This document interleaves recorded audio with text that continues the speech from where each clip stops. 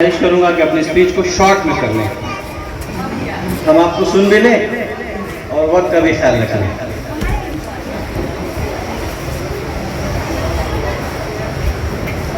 सदरे वाजिबुल एहतराम हाज़रीन आली मुकाम, अस्सलामु अलैकुम व रहमतुल्लाहि व बरकातुहू।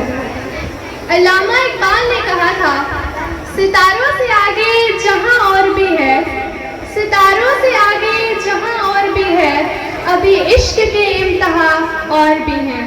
जनाबे सदर और मौजूद सामीन, आज की तकरीब का मौज़ूए ज़ुख़्र है खलाई ताकत, हिंदुस्तान का चांद पर पहला कदम। हमारा मुल्क हिंदुस्तान इस वक्त तरक्याती दौर से गुजर रहा है। इसी में से चंद्रयान-3 खलाई तहकीक में हिंदुस्तान का एक तारीखी कदम है।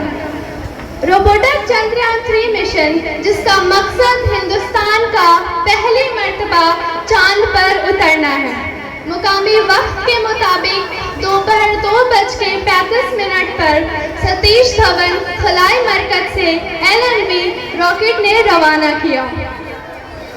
पूरी कौम तजस्सुस के साथ सांस रोके बैठी थी और दुआ को थी कि इस मर्तबा कामयाबी हमारा मुकद्दर होगा और इस सूरत में हमारा मुल्क हिंदुस्तान दुनिया का एक बहुत खास लक़ब में शामिल हो जाएगा। अमेरिका, रूस, चीन और उसके बाद हमारा मुल्क हिंदुस्तान चौथा ऐसा मुल्क है जिसने कामयाबी के साथ चांद पर खलाई चंद्रयान-3 उतारा है। हज़रात सामीन, हिंदुस्तान का चंद्रयान-3 23 अगस्त 2023 ईस्वी को चांद के जुनूबी सरे पर उतरा है। ये चंद्रयान-3 हमारे मुल्क की एक बड़ी कामयाबी है।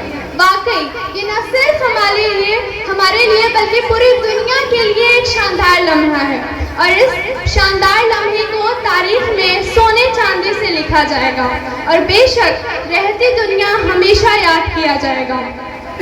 इसका सेहरा हमारे मुल्क के तमाम साइंसदानों के सर जाता है।